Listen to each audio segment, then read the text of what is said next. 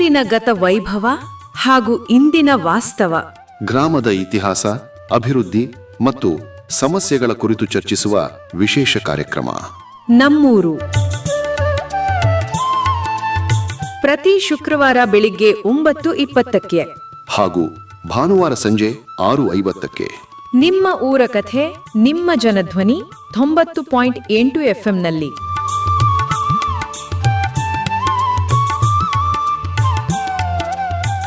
ಆತ್ಮೀಯ ಕೇಳುಗರಿಗೆ ನಮಸ್ಕಾರ. ಇದು 90.8 ಕಂಪನಾಂಕದಲ್ಲಿ ಮೂಡಿಬರುತ್ತಿರುವ ಮೈಸೂರು ಜಿಲ್ಲೆಯ ಮೊಟ್ಟ ಮೊದಲ ಹಾಗೂ ಸರಗೂರಿನಿಂದ ಪ್ರಸಾರವಾಗುತ್ತಿರುವ ಸಮುದಾಯ ಬಾನುಲಿ ಕೇಂದ್ರ ಜನಧ್ವನಿ. ನಾನು ನಿಮ್ಮ ಬಾನುಲಿ ಗೆಳೆಯ ಯತೀಶ್. ನೀವು ಕೇಳ್ತಾ ಇದ್ದೀರಾ ಜನಧ್ವನಿ ರೇಡಿಯೋ. ಎಂದಿನಂತೆ ತಮಗೆಲ್ಲರಿಗೂ ನಮ್ಮೂರು ಕಾರ್ಯಕ್ರಮಕ್ಕೆ ಆತ್ಮೀಯವಾದ ಸ್ವಾಗತ. ಕೇಳುಗರೆ, ಇಂದಿನ ನಮ್ಮೂರು ಕಾರ್ಯಕ್ರಮದಲ್ಲಿ ಒಂದು ಮುಖ್ಯವಾದ ವಿಷಯದ ಕುರಿತು ಮಾತನಾಡುತ್ತಿದ್ದೇವೆ. ಆ ವಿಷಯ ಏನೆಂದರೆ ವಾರ್ಡಿನ ಅಭಿವೃದ್ಧಿ ಮತ್ತು ಸಾರ್ವಜನಿಕರ ಪಾತ್ರ. ವಾರ್ಡು ಎಂದರೇನು, ಅಲ್ಲಿ ಏನೇನೆಲ್ಲ ಸೌಲಭ್ಯಗಳಿರಬೇಕು, ನೈರ್ಮಲ್ಯವನ್ನು ಯಾವ ರೀತಿ ನಿರ್ವಹಿಸಬೇಕು, ವಾರ್ಡಿನ ಅಭಿವೃದ್ಧಿಯಲ್ಲಿ ನಿವಾಸಿಗರ ಪಾತ್ರ ಎಂತಹದ್ದು ಎಂಬ ವಿಷಯದ ಕುರಿತು ಮಾತನಾಡಲು, ತಮ್ಮ ಅನಿಸಿಕೆಯನ್ನು ಒಂದಷ್ಟು ವಿಚಾರಗಳೊಂದಿಗೆ ಹಂಚಿಕೊಳ್ಳಲು ಈ ದಿನ ನಮ್ಮ ಕಾರ್ಯಕ್ರಮದಲ್ಲಿ ನಮ್ಮ ಜೊತೆ ಇದ್ದಾರೆ ಸರಗೂರು ಪಟ್ಟಣದ 7ನೇ ವಾರ್ಡಿನ ಚುನಾಯಿತ ಸದಸ್ಯರಾದ ಶ್ರೀಯುತ ವೀರೇಶ್ ರವರು. ಬನ್ನಿ, ಅವರನ್ನು ಕಾರ್ಯಕ್ರಮಕ್ಕೆ ಸ್ವಾಗತಿಸಿ ಈ ವಿಷಯಗಳ ಕುರಿತು ಒಂದಿಷ್ಟು ಚರ್ಚಿಸೋಣ. ಸರ್, ಮೊದಲನೇದಾಗಿ ನಮ್ಮೂರು ಕಾರ್ಯಕ್ರಮಕ್ಕೆ ತಮಗೆ ಆತ್ಮೀಯವಾದ ಸ್ವಾಗತ ಸರ್. ನಮಸ್ಕಾರ, ನಿಮಗೂ ಸ್ವಾಗತ. ಇದರಿಗೆ ಸರ್, ಪ್ರಥಮವಾಗಿ ತಮ್ಮ ಬಗ್ಗೆ ಒಂದು ಕಿರು ಪರಿಚಯವನ್ನು ನಮ್ಮ ಕೇಳುಗರಿಗೆ ಮಾಡಿಕೊಡೋದಾದರೆ. ನಾನು ಸರಗೂರಿನ 7ನೇ ವಾರ್ಡಿನ ನಿವಾಸಿ. ನಾನು ಈ 7ನೇ ವಾರ್ಡಿಂದ ಎಲೆಕ್ಷನಲ್ಲಿ ಗೆದ್ದಿದ್ದೀನಿ, ಸದಸ್ಯನಾಗಿದ್ದೀನಿ. ಈಗ ಉಪಾಧ್ಯಕ್ಷ ಆಗಿದ್ದೀನಿ. ನಾನು ಸರಗೂರು ಪಟ್ಟಣ ಪಂಚಾಯತಿ ಉಪಾಧ್ಯಕ್ಷ ಆಗಿದ್ದೀನಿ. ವೀರೇಶ್ ಅಂತ. ಸರ್, ಪ್ರಸ್ತುತವಾಗಿ ಸರಗೂರಿನ ಒಂದು ವಾರ್ಡ್ಗಳ ಪರಿಸ್ಥಿತಿ ಹೇಗಿದೆ, ಅದರ ಒಂದು ಸ್ಥಿತಿಗತಿಗಳ ಬಗ್ಗೆ ನಮ್ಮ ಜೊತೆ ಹಂಚ್ಕೊಳ್ಳೋದಾದರೆ. ಏನಿದೆ ಸರ್ ಅಂದರೆ, ಇವಾಗ ನಾವು ಬಂದ ಮೇಲೆ ಸ್ವಲ್ಪ ನಾವು ಗೆದ್ದ ಮೇಲೆ ಒಂದು 4 ವರ್ಷ ಆಯಿತು ನಾವು ಗೆದ್ದು. ಅವತ್ತಿಂದ ಸ್ವಲ್ಪ ನಮ್ಮ ಕೈಲಿ ಆದಷ್ಟು ನಾವು ಇಂಪ್ರೂವ್ಮೆಂಟ್ಸ್ ಮಾಡ್ಕೊಬಂದಿದ್ವಿ. ರೋಡ್ಗಳಾಗ್ಬೋದು, ಚರಂಡಿಗಳಾಗ್ಬೋದು, ನೀರಿಂದಾಗ್ಬೋದು, ಕುಡಿಯೋ ನೀರಿಂದಾಗ್ಬೋದು, ಈ ನೈರ್ಮಲ್ಯ ತಡೆಯೋದಾಗಲಿ, ಅದೆಲ್ಲ ಮಾಡ್ಕೊಬಂದಿದ್ದೀವಿ ಸರ್ ನಾವು. ನಮಗೆ ತುಂಬ ಪೌರ ಕಾರ್ಮಿಕರು ತುಂಬ ಸಪೋರ್ಟ್ ಮಾಡಿದ್ದಾರೆ. ಅವ್ರು ಇಲ್ಲದೆ ಹೋದರೆ ನಾವು ಏನು ಮಾಡೋಕ್ಕೆ ಆಗಲ್ಲ. ಆ ಥರ ಅವರು ಸಪೋರ್ಟ್ ಮಾಡಿದ್ದಾರೆ. ಅದೇ ಥರ ಎಲ್ಲ ಥರ ಮಾಡ್ಕೊಬರ್ತಾ ಇದ್ದೀವಿ ಸರ್ ನಾವು. ರೋಡ್ಗಳಿಗೆ ನಮಗೆ ಅನುದಾನಗಳು ಕಡಿಮೆ, ನಮ್ಮ ಪಟ್ಟಣ ಪಂಚಾಯತಿಗೆ ಅನುದಾನಗಳು ಕಡಿಮೆ. ಸ್ವಲ್ಪ ಇರೋ ಅನುದಾನದಲ್ಲಿ ಏನು ಮಾಡಬೇಕು ಅದನ್ನು ವಾರ್ಡ್ಗಳಿಗೆ ನಾವು ಮಾಡ್ತೀವಿ. 12 ವಾರ್ಡ್ಗೆ ಈಗ ಒಂದು ಅಮೌಂಟನ್ನು ನಾವು 12 ಜನ ಡಿವೈಡ್ ಮಾಡ್ಕೋತೀವಿ. ಡಿವೈಡ್ ಮಾಡ್ಕೊಳ್ಳೋಂಥದ್ರಲ್ಲಿ ನಮಗೆ ಬಂದದ್ರಲ್ಲಿ ಏನು ಮಾಡಬೇಕು, ಏನು ಮಾಡ್ಬೋದು ಅದನ್ನು ನೋಡಿ ನಾವು ಮಾಡ್ಕೊಬರ್ತಾಯಿದ್ದೀವಿ ಸರ್ ಎಲ್ಲ. ಅಂದರೆ ಸರಗೂರಿನ ಎಲ್ಲ ವಾರ್ಡ್ಗಳು ಇಂದಿನ ಸಂದರ್ಭಗಳಲ್ಲಿ ಹೇಗಿತ್ತು, ಈ ಪ್ರಸ್ತುತ ಎಷ್ಟು ಸುಧಾರಣೆ ಆಗಿದೆ ಅನ್ನೋದ್ರ ಬಗ್ಗೆ ಹೇಳಿ. ಅದೇ ರೋಡ್ಗಳೆಲ್ಲ ಪರವಾಗಿಲ್ಲ. ಇವಾಗ ಮುಂಚೆ ಇದ್ದಂಥದ್ರಲ್ಲಿ ರೋಡ್ಗಳು ಸ್ವಲ್ಪ ಚೆನ್ನಾಗಿರಲಿಲ್ಲ ಯಾವುದೂ. ಈಗ ನಾವು ಗೆದ್ದು ಬಂದ ಮೇಲೆ ಎಲ್ಲ ಸ್ವಲ್ಪ ರೋಡ್ಗಳೆಲ್ಲ ಇಂಪ್ರೂವ್ಮೆಂಟ್ಸ್ ಮಾಡ್ತಾ ಇದ್ದೀವಿ. ಇನ್ನೂ ಸ್ವಲ್ಪ ಒಂದು 15-20% ಕೆಲಸಗಳೈತೆ ರೋಡ್ಗಳದು, ಅವೆಲ್ಲ ಮಾಡಬೇಕು. ಮುಂದಿನ ದಿನಗಳಲ್ಲಿ ಅನುದಾನ ಬಂದರೆ ಮಾಡ್ತೀವಿ. ಸರ್, ಪ್ರಸ್ತುತ ತಮ್ಮ ವಾರ್ಡಿನ ಸ್ಥಿತಿಗತಿ ಹೇಗಿದೆ, ಇನ್ನು ಏನೆಲ್ಲ ಸಮಸ್ಯೆಗಳು ಪ್ರಸ್ತುತ ದಿನಗಳಲ್ಲೂ ಸಹ ಕಾಡ್ತಾ ಇದೆ, ಅದ್ರ ಬಗ್ಗೆ ತಿಳಿಸೋದಾದರೆ. ಇನ್ನು ಮುಂಚೆಗಿಂತ ಚೆನ್ನಾಗಿದೆ ಸರ್. ನಮ್ಮ ವಾರ್ಡ್ ತುಂಬ ಸ್ವಲ್ಪ ಅಭಿವೃದ್ಧಿ ಮಾಡಿದ್ದೀವಿ. ನಾವು ಜನಗಳ ಜೊತೆ ತುಂಬ ಸಂಪರ್ಕ ಇಟ್ಕೊಂಡಿದ್ದೀವಿ. ಒಂದು ಕಸ ಹಾಕೋದಾಗಲಿ, ಸುಮಾರು ಎಲ್ಲ ಕಡೆ ಸುರಿದು ಬಿಡೋರು ಕಸಗಳು. ಅವಾಗ ನಾವು ಗೆದ್ದು ಬಂದ ಮೇಲೆ ಸ್ವಲ್ಪ ಎಲ್ಲರಿಗೂ ಹೇಳ್ಕೊಂಡು, ಈಗ ಆಟೋ ಬರುತ್ತೆ ಆಟೋಗೆ ಹಾಕಿ, ಆಟೋ ಬರಲಿಲ್ಲ ಅಂದರೆ ನನಗೆ ಫೋನ್ ಮಾಡಿ ನಾನು ಆಟೋ ಕಳಿಸ್ಕೊಡ್ತೀನಿ. ಮುಂಚೆ ಅಂದರೆ ಆ ಥರ ಯಾರು ಮೇಂಟೆನೆನ್ಸ್ ಮಾಡ್ತಿರ್ಲಿಲ್ಲ, ಯಾರು ಹೇಳೋರೇ ಇರಲಿಲ್ಲ, ಕೇಳೋರೇ ಇರಲಿಲ್ಲ. ನಾವು ಗೆದ್ದು ಬಂದಮೇಲೆ ಏನಿಗೆ ಎಲ್ಲರಿಗೂ ಜನಗಳ ಜೊತೆ ಸಂಪರ್ಕ ಚೆನ್ನಾಗಿ ಇಟ್ಕೊಂಡಿದ್ವಿ. ಒಂದು ದಿವಸ ಆಟೋ ಬರಲಿಲ್ಲ ಅಂದರೆ ಹೇಳಿ ನನಗೆ. ಒಬ್ರು ಬಂದು ಈಗ ಪೌರ ಕಾರ್ಮಿಕರು ಕ್ಲೀನ್ ಮಾಡೋಕ್ಕೆ ಬರಲಿಲ್ಲ ಅಂದರೆ ನಮ್ಗೆ ಹೇಳಿ, ನಾವು ಕರೆಸ್ತೀವಿ. ಏನು ಮಾಡಬೇಕು ನನಗೆ ಫೋನ್ ಮಾಡಿ ಮಾತಾಡಿ, ನಿಮ್ಗೆ ಏನಾಗಬೇಕು ಬಗ್ಗೆ ಅಲ್ಲೇನ ಸಮಸ್ಯೆ ಬಗೆಹರಿಸ್ಕೊಡ್ತೀನಿ ಸಮಸ್ಯೆನ ಅಂತ ಎಲ್ಲ ಜನಗಳ ಜೊತೆ ಸಂಪರ್ಕ ಇಟ್ಕೊಂಡಿದ್ದೀವಿ ಸರ್. ಮುಖ್ಯವಾಗಿ ಬೇಕಾಗಿರೋದೇ ಅದು. ಹೌದು, ವಾರ್ಡ್ಗಳಲ್ಲಿ ಜನಗಳ ಜೊತೆ ನೇರ ಸಂಪರ್ಕ ಇರ್ಬೇಕು, ದಿನ ಸಂಪರ್ಕ ಅವ್ರ ಜೊತೆ ಇರಬೇಕು. ನಾನು ಅವ್ರಿಗೆ ಏನೇ ಪ್ರಾಬ್ಲಮ್ ಆದ್ರೆ ನಮಗೆ ಫೋನ್ ಮಾಡ್ತಾರೆ. ಆ ಕ್ಷಣದಲ್ಲಿ ನಾವು ಏನಾಯ್ತು ಅಷ್ಟರಲ್ಲಿ ಬಗೆಹರಿಸ್ಕೊಟ್ರಿ. ಒಂದು ಮೇನಾಗಿ ಕಸದ್ದೇ ಸರ್ ಬರ್ತಾ ಇರೋದು. ಇನ್ನೇನು ನಮ್ಮ ವಾರ್ಡಲ್ಲಿ ಸ್ವಲ್ಪ ರಸ್ತೆ ಗಿಸ್ತೆಗಳೆಲ್ಲ ಚೆನ್ನಾಗಿದ್ದವು, ಅಲ್ಲಿಂದ ಚೆನ್ನಾಗೈತೆ. ಈಗಲೂ ಹಂಗೆ ಮಡಿಕೊಂಡಿದ್ದೀವಿ ನಾವು. ಈಗೆಲ್ಲ ನಮ್ಮ ಕೇಂದ್ರ ಸರ್ಕಾರದಿಂದ ಜಲ್ ಜೀವನ್ ಮಿಷನ್ದು ರಸ್ತೆಗಳೆಲ್ಲ ಅಗದ್ಬಿಟ್ಟಿದ್ರು, ಪೈಪ್ಲೈನ್ ಇದು. ಈಗೆಲ್ಲ ಹೇಳ್ಕೊಂಡು ನಾವು ಅವ್ರಿಗೆಲ್ಲ ಅದೇ ರೀತಿ ಕೆಲಸ ಮಾಡಿಸಿದ್ದೀವಿ ಸರ್. ಮುಂಚೆ ಹೆಂಗಿತ್ತು ರಸ್ತೆ, ಅದೇ ರೀತಿ ಕೆಲಸ ಮಾಡಿಸಿ ಆ ಥರ ಅವ್ರಿಗೆಲ್ಲ ಅವ್ರ ಜೊತೆ ಮಾತಾಡ್ಕೊಂಡು ಕನ್ವಿನ್ಸ್ ಮಾಡ್ಕೊಂಡು ರೋಡ್ಗಳೆಲ್ಲ ಮುಂಚೆ ಹೆಂಗಿತ್ತು ಅದೇ ರೀತಿ ಮಾಡಿಸಿದ್ದೀವಿ. ಆ ಥರ ಮುಂಚೆ ಅಂದರೆ ಸ್ವಲ್ಪ ಕಸದೇ ಪ್ರಾಬ್ಲಮ್ ಇದ್ದದ್ದು ನಮ್ಮಲ್ಲಿ, ಬೇರೆ ಏನಿರಲಿಲ್ಲ. ನೀರಿಂದು ಪ್ರಾಬ್ಲಮ್ ಇರಲಿಲ್ಲ, ಚೆನ್ನಾಗಿತ್ತು ನೀರ್ದೆಲ್ಲ. ಏನು ಈಗಲೂ ಹಂಗೆ ಇತ್ತು, ಅದೇ ಥರ ಮೇಂಟೈನ್ ಮಾಡ್ಕೊಂಡು ಹೋಗ್ತಾ ಇದ್ದೀವಿ ಸರ್. ಸರ್, ವಾರ್ಡಿನ ಅಭಿವೃದ್ಧಿಗೆ ಇರುವಂತಹ ತೊಡಕುಗಳೇನು ಅಥವಾ ಏನೆಲ್ಲ ಅಡೆತಡೆಗಳು ಸಹ ಇಂದಿಗೂ ಕಾಡ್ತಾ ಇದೆ, ಅದ್ರ ಬಗ್ಗೆ ತಿಳಿಸೋದಾದ್ರೆ? ಏನಿಲ್ಲ ಸರ್, ನಮಗೇನು ತೊಂದರೆ ಇಲ್ಲ, ನಾವು ಮಾಡ್ತಾ ಇದೀವಿ ಸರ್. ಅದು ಅಡೆತಡೆ ಅಂತ ಏನಿಲ್ಲ, ಮಾಡ್ಬೇಕು ಅಂತ ಮನಸ್ಸು ಮಾಡಿದ್ಮೇಲೆ ಏನೇ ಅಡೆತಡೆ ಬಂದ್ರು ಮಾಡ್ತೀವಿ ಸರ್, ಬಿಡಲ್ಲ ಆ ಥರ. ಅಂದ್ರೆ ಈಗ ಫಂಡ್ಸ್ ಇರಲ್ವಲ್ಲ? ಫಂಡ್ಸ್ ಇಲ್ಲ, ಅದೊಂದು ಪ್ರಾಬ್ಲಮ್. ಈಗ ಸಣ್ಣ ಪುಟ್ಟ ರೋಡ್ಗಳು ಆಗ್ಬೇಕು, ಅದೇ ಹೇಳಿದ ಒಂದು 20% ರೋಡ್ ಆಗ್ಬೇಕು ನಮಗೆ. ಒಂದೊಂದು ದಿನಗಳ ಯಾವ್ದಾದ್ರು ಫಂಡ್ ಬಂದ್ರೆ ಅದು ರೋಡ್ ಕ್ಲಿಯರ್ ಮಾಡಿ. ಏನಾಗಿತ್ತು ಅಂದ್ರೆ ಅವಾಗ 15 ದಿವಸಕ್ಕೊಂದ್ಸರಿ ಕ್ಲೀನ್ ಮಾಡಕ್ ಬರ್ತಿದ್ರು. ಒಂದೊಂದು ವಾರ್ಡನ್ನ 15 ದಿವಸಕ್ಕೊಂದ್ಸರಿ ಕ್ಲೀನ್ ಮಾಡೋದು ಆ ಥರ ಮಾಡ್ತಿದ್ರು. ಒಂದು ವಾರ್ಡನ್ನ 15 ದಿನಕ್ಕೆ ಒಂದ್ಸಲ ಆ ಥರ ಮಾಡ್ತಿದ್ರು. ಅವಾಗ 12 ವಾರ್ಡ್ ಇತ್ತು, ಮಧ್ಯದಲ್ಲಿ 2 ದಿವಸ ರಜಾ ಬರೋದು. ಹಂಗಾಗಿ 15 ದಿವಸಕ್ಕೆ ಒಂದು ವಾರ್ಡ್ಗೆ ಹೋಗೋ ಇದಿತ್ತು ಅವಾಗ. ನಾವೇನು ಮಾಡೋದು, ನಾವು ಗೆದ್ದು ಬಂದಮೇಲೆ ಆ ಥರ ಬೇಡ, ವಾರ್ಡ್ಗೊಬ್ಬೊಬ್ರು ಸಪ್ರೇಟ್ ಪೌರ ಕಾರ್ಮಿಕರನ್ನ ಹಾಕೊಟ್ಬಿಡಿ ಅಂತ ಹೇಳ್ಬಿಟ್ಟು ಮಾಡಿಸ್ಬಿಟ್ಟು ದಿನ ನೀಟಾಗಿರ್ಬೇಕು ವಾರ್ಡು, ಅವರೊಬ್ಬರು ಮೇಂಟೈನ್ ಮಾಡ್ತಾರೆ. ಆ ಥರನೇ ಮಾಡಿ ಎಲ್ಲ ವಾರ್ಡ್ಗಳಲ್ಲೂ ಹಂಗೆ ನೀಟಾಗಿ ಮೇಂಟೈನ್ ಮಾಡ್ತಾ ಇದ್ದಾರೆ ನಮ್ಮ ಅವ್ರ ಪೌರ ಕಾರ್ಮಿಕರು. ಅದು ಕಸದ ವಿಷಯದಲ್ಲಿ ಯಾವುದೇ ಥರ ಕಂಪ್ಲೇಂಟ್ ಇಲ್ಲ ಸರ್. ಸರ್, ವಾರ್ಡಿನ ನೈರ್ಮಲ್ಯ ನಿರ್ವಹಣಾ ವ್ಯವಸ್ಥೆ ಹೇಗಿದೆ? ಜೊತೆಗೆ ಕಸ ವಿಲೇವಾರಿ ಬಗ್ಗೆ ತಾವು ಮೊದಲೇ ತಿಳಿಸಿದ್ರಿ, ಈಗ ಕಸ ವಿಲೇವಾರಿ ನಿರ್ವಹಣೆ ಯಾವ ರೀತಿಯಾಗಿ ಆಗ್ತಾ ಇದೆ ಅನ್ನೋದ್ರ ಬಗ್ಗೆ ತಿಳಿಸೋದಾದ್ರೆ? ಈಗ ತುಂಬ ಚೆನ್ನಾಗಿದೆ ಸರ್, ಮುಂಚೆಗಿಂತ ತುಂಬ ಚೆನ್ನಾಗಿದೆ. ನಮ್ಮದು ಇದಿದೆ ಅಲ್ಲಿ. ನಾವು ನಮ್ಮ ಇಲ್ಲಿಂದ ಒಬ್ರನ್ನ ಇದು ಮಾಡಿಕೊಟ್ಟಿದ್ರು ನಮಗೆ, ವೀರಭದ್ರ ಸ್ವಾಮಿ ಅಂದ್ಬಿಟ್ಟು ನಮ್ಮ ವಿವೇಕಾನಂದ ಹಾಸ್ಪಿಟ್ಲಿಂದಲೇ ಗುರ್ತು ಮಾಡಿಕೊಟ್ಟಿದ್ರು. ಕಸ ವಿಂಗಡಣೆಯಲ್ಲಿ ಹಸಿ ಕಸ ಅವ್ರು 1 ವರ್ಷ ಕಸ ಮೇಂಟೈನ್ ಮಾಡೋದು ನಾವು ಗೆದ್ದು ಬಂದಾಗ ಸ್ಟಾರ್ಟಿಂಗಲ್ಲಿ. ಹಾಗಾಗಿ ಅಲ್ಲಲ್ಲೇ ಹಸಿ ಕಸ ಸ್ವಲ್ಪ ಜನ ಅಲ್ಲೇ ವಿಂಗಡಣೆ ಮಾಡಿಕೊಡ್ತಾರೆ. ಅಂಥದ್ದು ಆಗಿಲ್ಲ ಅನ್ನೋದನ್ನ ಅಲ್ಲಿ ನಮ್ಮ ಶೆಡ್ಡಲ್ಲಿ ತಗೊಂಡೋಗಿ ನಮ್ಮ ಪೌರ ಕಾರ್ಮಿಕರು ಮಾಡ್ತಾರೆ. ವಾರಕ್ಕೊಂದ್ಸತಿ 2 ದಿವಸ ಅವರು ಅದನ್ನ ವಿಂಗಡಣೆ ಮಾಡಿ, ಗೊಬ್ಬರಕ್ಕೆ ಹೋಗೋದು ಗೊಬ್ಬರಕ್ಕೆ, ಪ್ಲಾಸ್ಟಿಕ್ ಕವರ್ಸೇ ಬೇರೆ, ಆ ಥರ ಮಾಡಿ ಗ್ಲಾಸ್ ಪೀಸಸ್ಗಳೇ ಬೇರೆ, ಆ ಥರ ಮಾಡಿ ವಿಂಗಡಣೆ ಮಾಡಿ ನಿರ್ವಹಣೆ ಮಾಡ್ತಾ ಇದ್ದಾರೆ ಸರ್. ತುಂಬ ಅಚ್ಚುಕಟ್ಟಾಗಿ ಮಾಡ್ತಾ ಇದ್ದಾರೆ ಇವಾಗ. ಇನ್ನು ನೈರ್ಮಲ್ಯ ವ್ಯವಸ್ಥೆ ಬಗ್ಗೆ ಹೇಳೋದಾದ್ರೆ, ನೀವು ಈ ಚರಂಡಿಗಳಾಗಿರ್ಬೋದು, ಅಂದರೆ ನಿಮ್ಮ ವಾರ್ಡ್ನಲ್ಲಿ ಸ್ವಚ್ಛತೆಗೆ ಎಷ್ಟು ಪ್ರಾಮುಖ್ಯತೆ ಕೊಡ್ತಾರೆ ಅನ್ನೋದ್ರ ಬಗ್ಗೆ ಹೇಳಿ. ಇಲ್ಲ ಸರ್, ಎಲ್ಲ ಚೆನ್ನಾಗಿ ಮಡಿಗಣೆ, ತುಂಬ ಚೆನ್ನಾಗಿ ಮಡಿಗಣೆ. ನಾವೀಗ ಪೌರ ಕಾರ್ಮಿಕರು ನಾವೆಲ್ಲ ಅಟ್ಯಾಚ್ಮೆಂಟ್ ಚೆನ್ನಾಗಿರೋದು. ನಾವೇನೈತೆ ಏನೇ ಪ್ರಾಬ್ಲಮ್ ಇದ್ರು ಅವರು ಅಷ್ಟೇ ಪೌರ ಕಾರ್ಮಿಕರು ದಿನ ಒಂದ್ಸತಿ ವಿಸಿಟ್ ಮಾಡೇ ಮಾಡ್ತಾರೆ. ನಾನು ಮನೆ ಹತ್ರ ಬರ್ತಾರೆ, ಇಲ್ಲಿ ಹಿಂಗಾಗಿತ್ತು ಸರಿ ಮಾಡಿದೆ ಅಂತ ಹೇಳ್ತಾರೆ. ಇಲ್ಲಾಂದ್ರೆ ಯಾವ್ದಾರ ಸಾರ್ವಜನಿಕರಿಂದ ಫೋನ್ ಬಂದಿದ್ರೆ ನನಗೆ, ನಾನು ಫೋನ್ ಮಾಡಿ ಹೇಳ್ತೀನಿ ಅವ್ರಿಗೆ, ಇಂಥ ಜಾಗದಲ್ಲಿ ಈ ಥರ ಪ್ರಾಬ್ಲಮ್ ಇದೆ, ಹೋಗಿ ನೋಡಿ ನಾನು ಬರ್ತೀನಿ ಅಂತ ಹೇಳ್ತೀನಿ. ಆಗ ಹೋಗಿ ಅವರು ಅಟೆಂಡ್ ಮಾಡಿರ್ತಾರೆ. ಅವರು ಪಾಪ ನಮ್ಮ ಪೌರ ಕಾರ್ಮಿಕರು ಏನಿದ್ದಾರೆ ಹೋಗಿ ಅಟೆಂಡ್ ಮಾಡಿರ್ತಾರೆ. ಇವತ್ತವರೆಗೂ ನಮ್ಗೆ ಆ ಥರ ಏನು ನಾವು ಹೇಳಿದ್ಮೇಲೆ ಯಾವುದು ಮಿಸ್ ಮಾಡಿಲ್ಲ. ಹೋಗಿ ಅಟೆಂಡ್ ಮಾಡಿ ಕ್ಲಿಯರ್ ಮಾಡ್ಬಿಡ್ತಾರಲ್ಲೇ. ಪುನಃ ಜನರಿಗೆ ಅವ್ರ ಕೈಲೇ ಫೋನ್ ಮಾಡ್ತಾರೆ, ಯಾರು ಕಂಪ್ಲೇಂಟ್ ಹೇಳಿರ್ತಾರೆ ಅವ್ರ ಕೈಲಿ ಫೋನ್ ಮಾಡಿಸ್ತಾರೆ. ಅವ್ರಿಗೆ ಮಾಡಿದೀವಿ ಸರ್, ಮಾಡೋರು ಸರ್, ಅವ್ರು ಲೆಕ್ಕಾಚಾರ ಕೇಳ್ತಾರೆ. ಅಂದ್ರೆ ಏನ್ ಸಮಸ್ಯೆಗಳಿತ್ತು ಆ ಸಮಸ್ಯೆಗಳಿಗೆ ತಕ್ಷಣದಲ್ಲೇ ಒಂದು ಪರಿಹಾರವನ್ನು ಪೌರ ಕಾರ್ಮಿಕರು ಒದಗಿಸ್ತಾ ಇದ್ದಾರೆ ಸರ್. ತುಂಬಾ ಚೆನ್ನಾಗಿ ಕೋಆಪರೇಟ್ ಮಾಡ್ತಾ ಇದ್ದಾರೆ ನಮಗೆ. ನಮ್ಮ ಸರಗೂರು ಪಟ್ಟಣಕ್ಕೆ ಹೇಳ್ಬೇಕು ಅಂದ್ರೆ ಅವರು.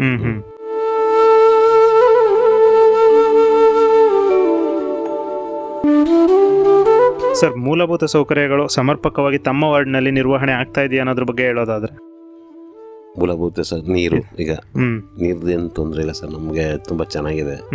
ಬಟ್ ಒಂದೊಂದ್ಸರಿ ಏನೋ ಮೋಟ್ರ್ ಪ್ರಾಬ್ಲಮ್ ಇಲ್ಲ, ಕರೆಂಟ್ ಪ್ರಾಬ್ಲಮ್, ಟ್ರಾನ್ಸ್ಫರ್ ಎಲ್ಲ 12 ವಾರ್ಡ್ಗೂ ಏನು ಸಮಯ ಇರ್ತದೆ ಆ ಥರ ಇರ್ತದೆ. ಆದರೂ ನಮ್ಗೇನು ತೊಂದರೆ ಇಲ್ಲ, ಒಂದು ಬೋರ್ ಇದೆ, ಅದರಿಂದ ಕುಡಿಯೋಕ್ಕಾಗದೆ ಹೋದ್ರೂ ಬೇರೆ ಕೆಲಸಗಳಿಗೆಲ್ಲ ಉಪಯೋಗ ಆಗೋಂಥ ನೀರು ಚೆನ್ನಾಗೈತೆ ಸರ್, ಮೇಂಟೈನ್ ಆಯ್ತು, ನಮ್ಗೇನು ತೊಂದರೆ ಇಲ್ಲ. ಇನ್ನು ರಸ್ತೆ ಎಲ್ಲ ಆಲ್ಮೋಸ್ಟ್ ಆಗಿ ಚೆನ್ನಾಗಿದೆ ಸರ್. ಒಂದು ಅರ್ಧ ಕಿಲೋಮೀಟ್ರ್ ಇಲ್ಲ, ಅದು ಒಂದು 500 ಮೀಟ್ರ್ ಇಲ್ಲ, ಒಂದು 300 ಮೀಟ್ರ್ ರೋಡ್ ಚೆನ್ನಾಗಿಲ್ಲ. ನೆಕ್ಸ್ಟ್ ಬಡ್ಜೆಟಲ್ಲಿ ಏನಾದ್ರು ಒಂದು ಮಾಡಿ ಮಾಡಿಸ್ತೀವಿ ಸರ್ ಅದು. ಇನ್ನು ಶೌಚಾಲಯಗಳೆಲ್ಲ ಚೆನ್ನಾಗಿದೆ ಸರ್. ನಮ್ದು ಈಗ ನಾವು ಗೆದ್ಮೇಲೆ ಆ ಸ್ಟೇಟ್ ಬ್ಯಾಂಕ್ ಮುಂದೆ ಒಂದು ಶೌಚಾಲಯ ಮಾಡಿ, ಸಾರ್ವಜನಿಕ ಹೋಗ್ಬೇಕು ಅನ್ನೋದಕ್ಕೆ ಒಂದು ಶೌಚಾಲಯ ನಾನು ಮಾಡಿಸ್ತೇನೆ.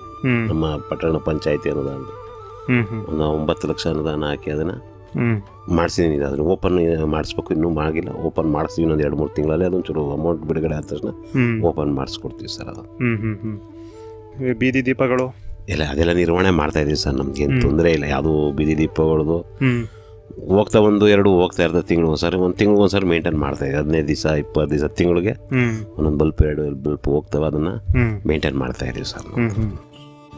ಸರ್, ನಿಮ್ಮ ವಾರ್ಡ್ನಲ್ಲಿರುವ ಸರ್ಕಾರಿ ಶಾಲೆಗಳಾಗಿರ್ಬೋದು ಅಥವಾ ಆರೋಗ್ಯ ಕೇಂದ್ರಗಳ ಅಭಿವೃದ್ಧಿಗೆ ನೀವು ನೀಡ್ತಾ ಇರುವಂತಹ ಒತ್ತು ಎಂಥದ್ದು ಎಂಬುದ್ರ ಬಗ್ಗೆ ತಿಳಿಸೋದಾದ್ರೆ? ಈಗ ಸರ್, ಈಗ ಶಾಲೆಗಳಿಗೆ ಅಂದರೆ ಕ್ಲೀನಿಂಗ್ ಕೇಳ್ತಾರೆ ಪಾಪ. ನೀನು ನಮ್ಮಲ್ಲಿ ನೀನು ಬೇರೆ ಥರ ಅನುದಾನ ಕೊಡೋಕೆ ಬರಲ್ಲ. ಹಾಸ್ಪಿಟ್ಲಿಗಾದ್ರೂ ಅಷ್ಟೇ, ಶಾಲೆಗಳಿಗಾದ್ರೂ ಅಷ್ಟೇ ಕ್ಲೀನಿಂಗ್ಗಳು ಕೇಳ್ತಾರೆ ಸರ್.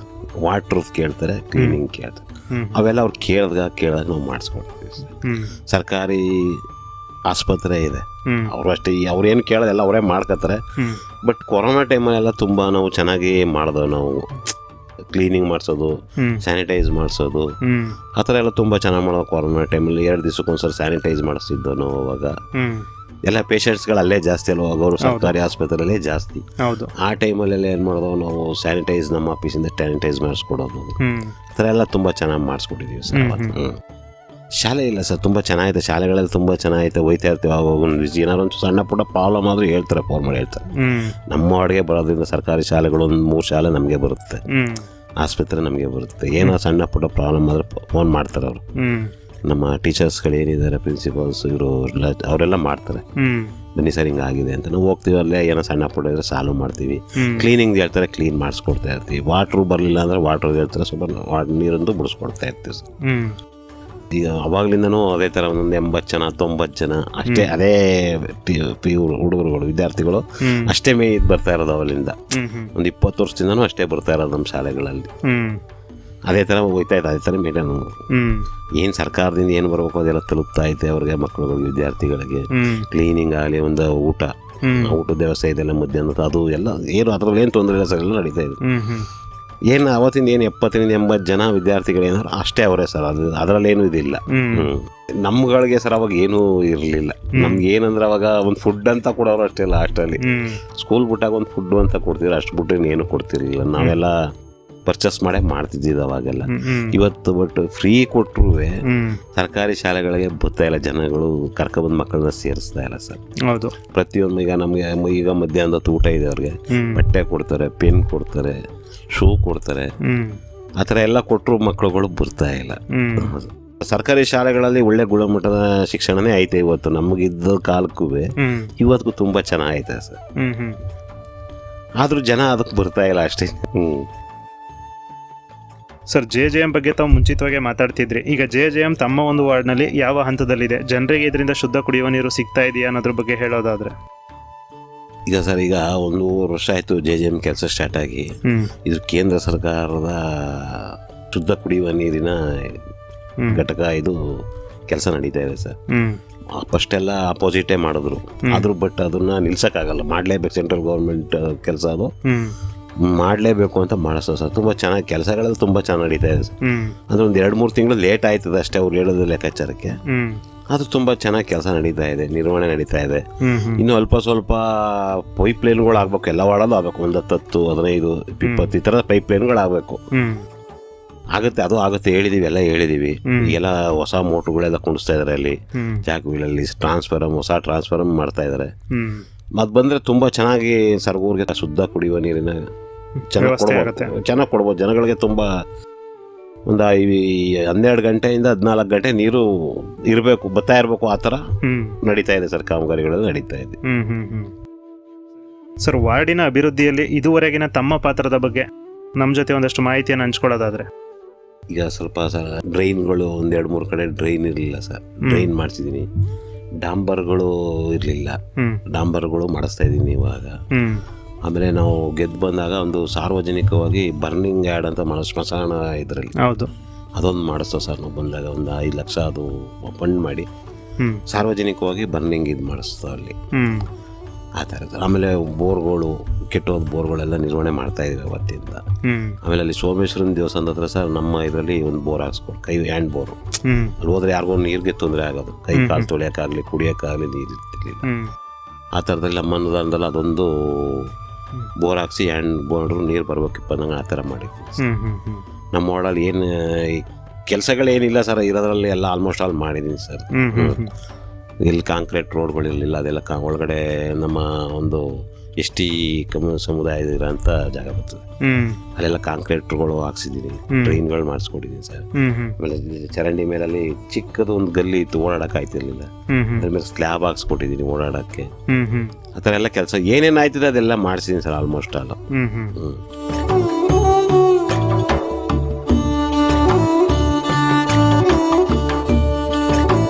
ಸರ್, ನಿಮ್ಮ ಸದಸ್ಯತ್ವದಲ್ಲಿ ವಾರ್ಡಿನ ಅಭಿವೃದ್ಧಿಗೆ ಇನ್ನೂ ಏನೆಲ್ಲ ಮುಂದಿನ ಯೋಜನೆಗಳನ್ನ ಹಾಕೊಂಡಿದ್ದೀರಾ?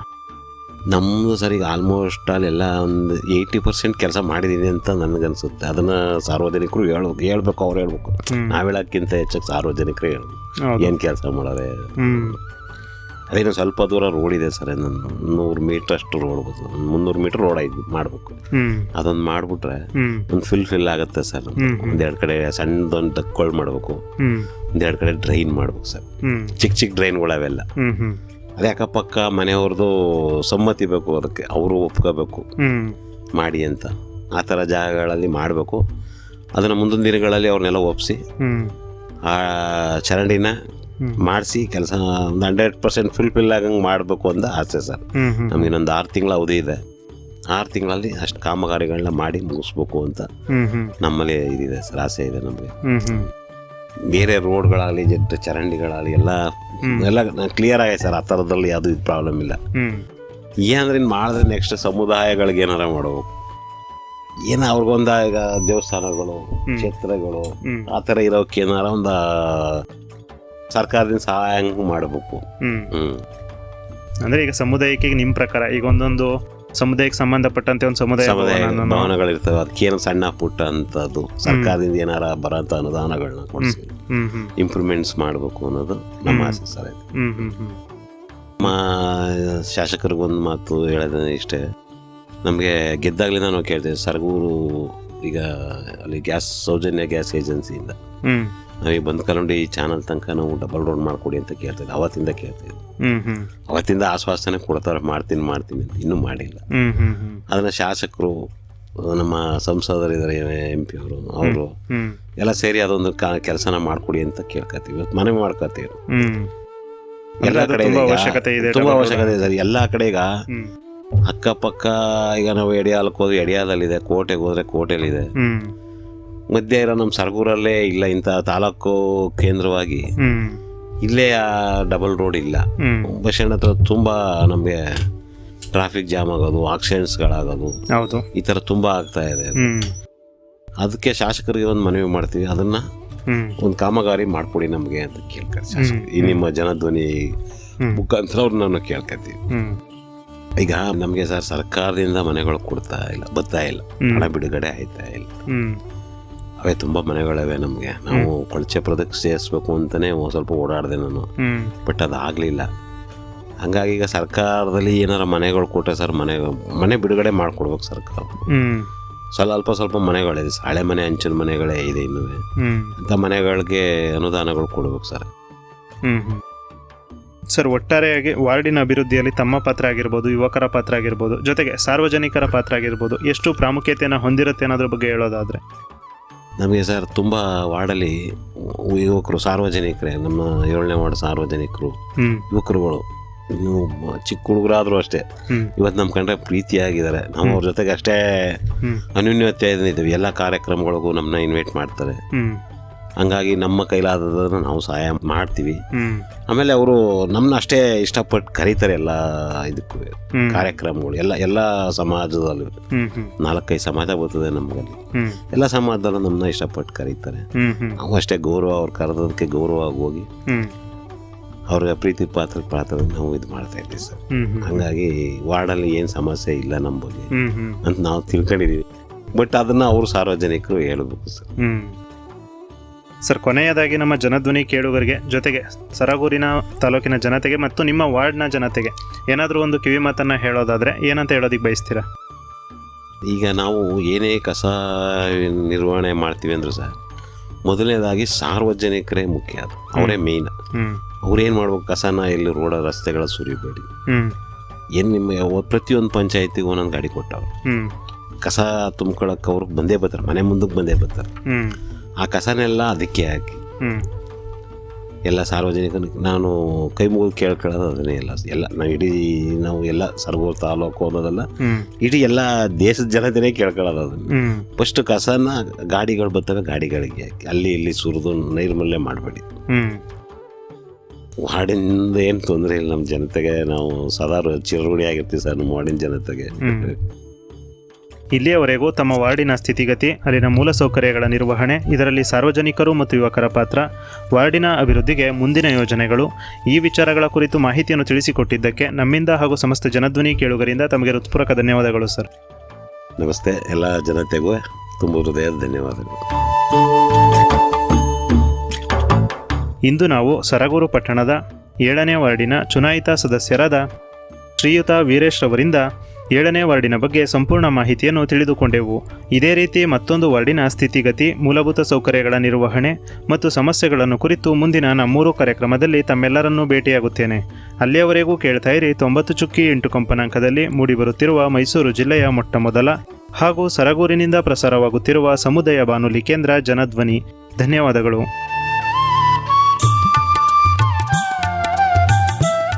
ಊರಿನ ಗತ ವೈಭವ ಹಾಗೂ ಇಂದಿನ ವಾಸ್ತವ, ಗ್ರಾಮದ ಇತಿಹಾಸ, ಅಭಿವೃದ್ಧಿ ಮತ್ತು ಸಮಸ್ಯೆಗಳ ಕುರಿತು ಚರ್ಚಿಸುವ ವಿಶೇಷ ಕಾರ್ಯಕ್ರಮ ನಮ್ಮೂರು. ಪ್ರತಿ ಶುಕ್ರವಾರ ಬೆಳಿಗ್ಗೆ 9:20 ಹಾಗೂ ಭಾನುವಾರ ಸಂಜೆ 6:50. ನಿಮ್ಮ ಊರ ಕಥೆ ನಿಮ್ಮ ಜನಧ್ವನಿ 90.8 FM ನಲ್ಲಿ.